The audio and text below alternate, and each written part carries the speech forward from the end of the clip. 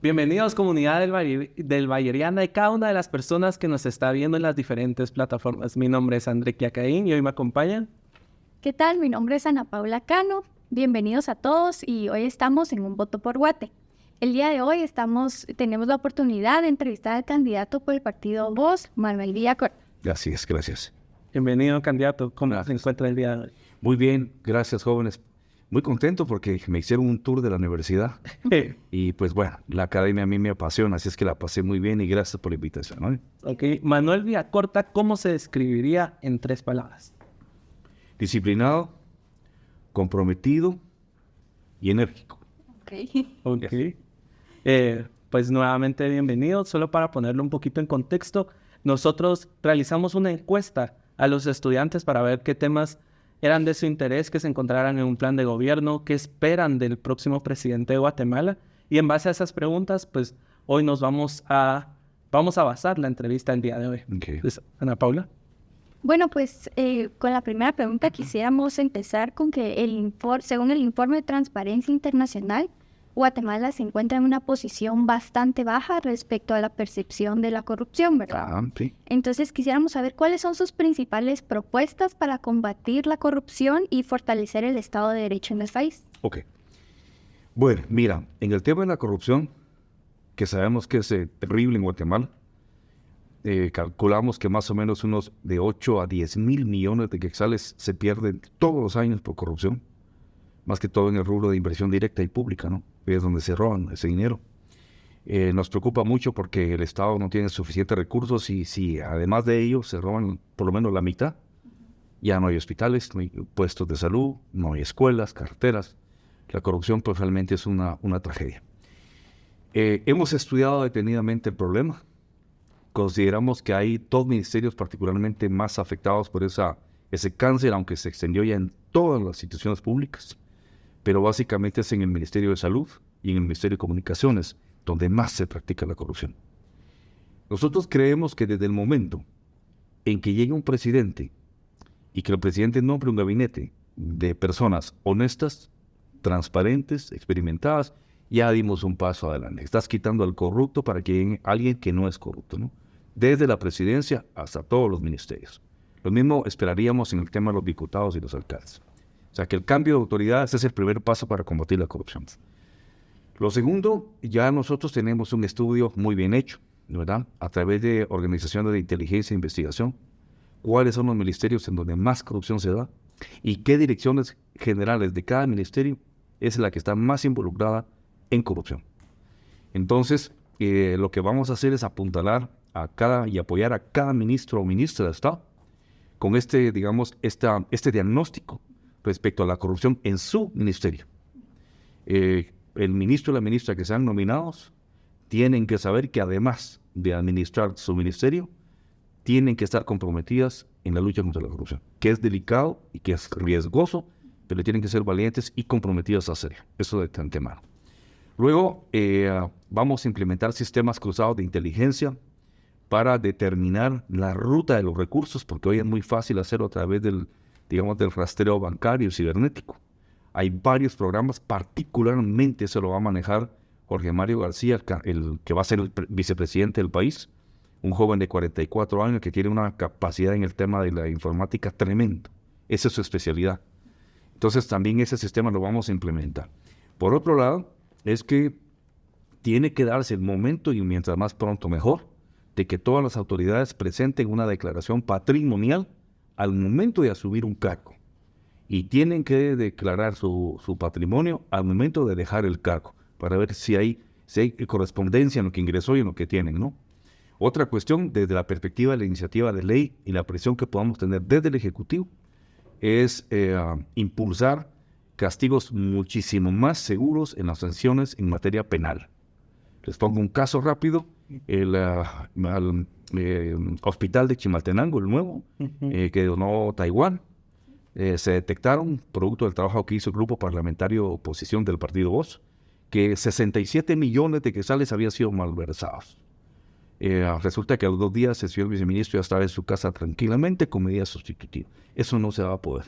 Entonces necesitamos que exista una sanción penal contundente y categórica, porque la corrupción es muerte. Además de ello, también queremos luchar porque se instituye en Guatemala la consulta ciudadana vinculada con la revocatoria del mandato. ¿Esto qué significa? Darle al pueblo la soberanía y el poder. Entonces, cualquier diputado, cualquier alcalde o el presidente tiene que saber que si el pueblo pide una consulta ciudadana y se la pide al TSE y se reúnen las condiciones para hacerla, se hace a medio periodo y va a ser el pueblo quien decide si sigue el presidente, si siguen los diputados o el alcalde. Esto significa que ya no son 4 años de cheque en blanco para hacer lo que quieran. Aquel presidente, aquel alcalde, diputado que sea removido, obviamente va a tener un problema penal por incumplimiento de funciones o por vinculación con la corrupción. Y lo último, para luchar contra la corrupción, los corruptos no están viniendo jóvenes en naves espaciales de Saturno o de Marte, ¿no? Están saliendo de nuestra propia sociedad. Entonces, estamos teniendo un mal trabajo en el tema de la ética, en la formación moral, en las familias, en las escuelas, en los colegios, incluso en las universidades. Entonces, vamos a lanzar un plan nacional de concientización desde muy pequeños los niños para revalorar la ética, la moral, y que desde muy pequeños los niños entiendan que la corrupción debe ser combatida, no aceptada y denunciada siempre, porque es de ahí donde empieza ya la tragedia, ¿no? En términos generales, eso es. Vamos a mantener constante relación con entes internacionales especializados en el tema de la fiscalización ciudadana y auditoría social también. Creo que con nuestro gobierno en los primeros 6 meses se va a ver un cambio significativo y mucha gente en la prisión por haber incurrido en corrupción. Ok, candidato, para profundizar un poco en el tema que me resultó bastante interesante, 2 ideas rápidas para que se respete el Estado de Derecho en Guatemala. Mira, eso es complicadísimo, porque ustedes que son académicos lo saben, un Estado de Derecho, un sistema judicial, no se puede hacer en 1 año ni 2. Es algo tan complicado porque tú ahí implicas Corte de Constitucionalidad, Defensa Pública Penal, la Corte Suprema de Justicia, incluso la Procuraduría de los Derechos Humanos, el Ministerio de Gobernación que hace las capturas. Es decir, es todo un integrado tan complejo, ¿verdad? Que hoy realmente está tan mal. Les doy un dato. En Guatemala, el 97% de los delitos quedan en la impunidad. O sea, Ana Paula, si yo te robo tu teléfono sin que te des cuenta, es un hurto. 97% de los hurtos quedan en impunidad. Si yo cometo un asesinato calificado, el 97% de las veces queda en impunidad. No tenemos Estado de Derecho. Eso no es un sistema de justicia. Entonces, esto tiene que llevar un proceso largo. Va a incidir el organismo legislativo en cuanto a la emisión de leyes, pero también es un trabajo directo que le corresponde al organismo judicial. Ok, perfecto. También una de las preocupaciones que encontramos dentro de los estudiantes es el mercado laboral. Según el INE, la tasa de desempleo juvenil es alarmante. Y pues, ¿usted qué propuestas trae para reducir esta tasa de desempleo juvenil? Ok, mira, te doy un dato. En Guatemala están graduándose del diversificado, peritos contadores, bachilleres o maestros, 200,000 jóvenes al año. De ellos solo 10,000 van a encontrar un trabajo formal. Y a la hora del trabajo formal es con un ingreso relativamente muy conservador y sin muchas posibilidades de que los jóvenes puedan tener, digamos, un ascenso en su carrera para siempre. ¿Qué pasa con los 190,000 jóvenes que no encuentran trabajo? Se van a sumar a esa población económicamente activa que está ya por millones en el desempleo, en el subempleo, que eventualmente ven como alternativa la migración.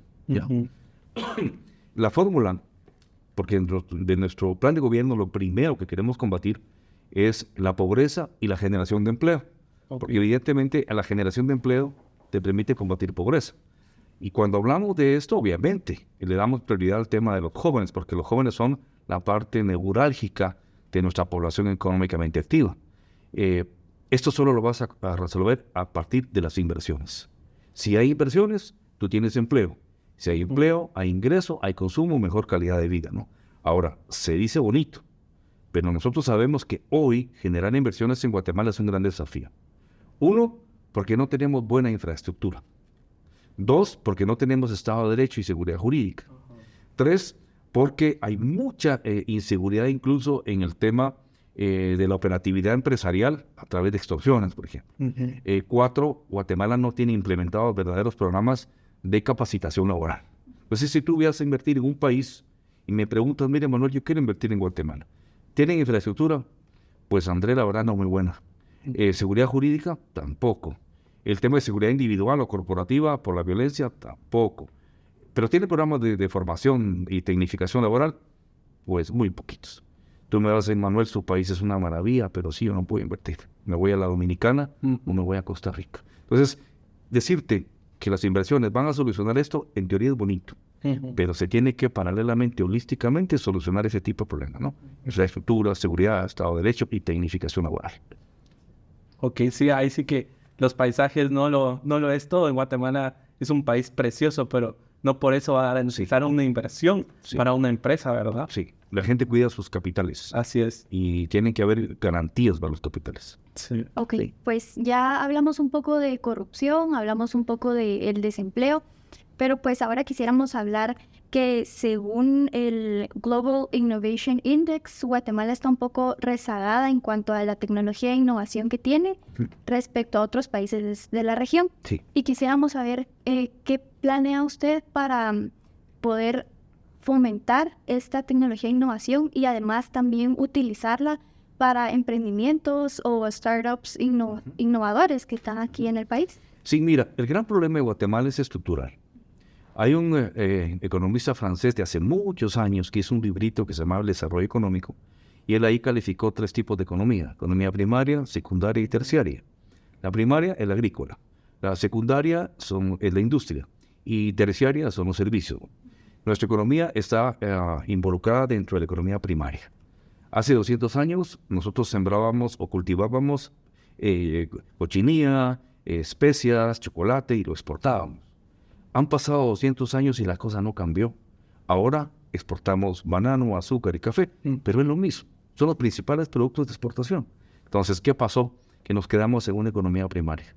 Una economía primaria, por sus propias condiciones, jamás te va a requerir o va a impulsar el desarrollo tecnológico. Una economía de servicios o una economía industrial, eso sí. Pero como no hemos llegado a ser una economía de servicios y tampoco una economía industrial, evidentemente la tecnología y el desarrollo no se ha visto con la fortaleza que necesitamos. Y aquí también entramos a una fase muy importante, que es el tema de educación. Hay una vinculación directa entre, digamos, la educación primaria, básica y diversificado con la educación universitaria. Las universidades de Guatemala, por ejemplo, que es la academia, el tema de la investigación y el desarrollo y la tecnología, está bastante limitado. Yo sé que hay algunas universidades que ya han ido superando eso, que han dado un paso cualitativo gracias a la conectividad que han tenido con otros países u otros centros de investigación internacional. Yo te diría, para aterrizar, que no podemos aspirar a tener centros tecnológicos de investigación y desarrollo en nanotecnología, por ejemplo, inteligencia artificial y todo esto, porque nadie va a invertir en un país como este en esa materia. Lo hace Israel, lo hace Japón, Estados Unidos. Pero hay algo que es importante, jóvenes. Simón Bolívar decía, sí, nuestro vino es de plátano, pero es nuestro vino. Se refiere, hay vinos finísimos en Europa. No, nosotros no tenemos vinos finísimos, tenemos vino de plátano, pero es nuestro vino. ¿Qué significa esto? La tecnología apropiada. Nosotros sí podemos tener, digamos, un avance significativo en tecnología apropiada, que significa una tecnología que surge de nuestras propias necesidades como país, de nuestras propias características, ¿no? Es decir, como seres humanos, con nuestros propios recursos naturales, una tecnología apropiada que te puede sustituir una tecnología de punta, pero que es mucho más barata y que está llenando la necesidad que tú tienes. Por ejemplo, un insecticida orgánico, ¿verdad? Por ejemplo, tecnología apropiada, es decirle a las comadronas, ustedes que atienden el 60% de los partos de Guatemala, van a tener apoyo. Es la tecnología apropiada que tenemos, con la que contamos. O a los más llamados mecánicos dentales, ¿no? Que son odontólogos ancestrales, que hablan idiomas originarios y que llegan a donde no llega un médico urbano. Ellos lo hacen con tecnología apropiada, es decir, la tecnología que el propio modelo nos permite. Ahora, eso no significa que no intentemos ya dar un salto cualitativo a crear centros, en este caso como es la Universidad del Valle, por ejemplo, que ha demostrado un salto cualitativo que puede competir incluso con las universidades más tecnológicas del mundo, ¿no? con Monterrey o con cualquier lado de América Latina. Entonces, es algo pendiente. La inversión que tiene el Estado, las propias universidades, en materia de investigación y desarrollo es muy pequeña. La buena noticia es que una universidad como la de ustedes y otras están haciendo un gran esfuerzo por empezar a demostrar que este es el camino para mejorar la economía y mejorar el nivel de vida de todos los habitantes. Ok, para profundizar un poco y para ir cerrando, tocó un tema muy importante que es las universidades y su relación con la investigación para la educación superior pública. Manuel Villacorta, ¿cuál es su compromiso con relación a la investigación en estos centros? En educación pública, dices tú. Ajá. ¿Hablas de Universidad de San Carlos? Así es. Bueno, mira, yo soy sancarlista de corazón. Para mí la tricentenaria y gloriosa Universidad de San Carlos es parte de mi vida, ¿verdad? Valoro todas las universidades. He dado clases en la Marroquín, en la Landívar, algunas veces en la Mariano Gálvez. No he tenido la oportunidad de estar en esta bella universidad, pero de repente se me logra. O sea, yo he estado vinculado con la academia siempre. Pero debo decir que mi corazón obviamente está puesto en la USAC, ¿verdad? Me duele muchísimo lo que está pasando. Era el último bastión que tenía el pueblo y ya cayó en la cooptación, ¿verdad? Eso duele. Duele que la corrupción haya llegado ahí también. Que nos hayan robado lo más sagrado que tiene nuestra universidad, que es su autonomía. ¿Qué vamos a hacer? Bueno, yo como presidente voy a tener algunas limitaciones, porque es una institución autónoma, pero desde la perspectiva personal y con el corazón, voy a hacer todo lo posible para que vuelva a la Universidad de San Carlos a abrir sus procesos transparentes de elección de rectores, de rectoría, Consejo Superior Universitario, y darle ese empuje, porque la verdad es que ustedes han tenido maestros brillantes aquí, que vienen de la USAC, lo mismo Landívar, lo mismo la Mariano Gálvez, es decir, no le podemos quitar a esa gran universidad ese gran aporte que ha hecho con tanto profesional. Así es que tarea pendiente, pero Manuel Villacorta se compromete dentro de lo humanamente posible a rescatar a nuestra tricentenaria y gloriosa Universidad de San Carlos de Guatemala. Ok, muchas gracias, Manuel, por su participación y por aceptar venir aquí a resolver algunas de las inquietudes de los jóvenes estudiantes del Valle Ariales. Gracias. Con mucho gusto, agradecemos nuevamente su tiempo y pues a todas las personas que nos ven, por favor, recuerden que este 25 de junio analicemos, investiguemos y hagamos un voto por Guate.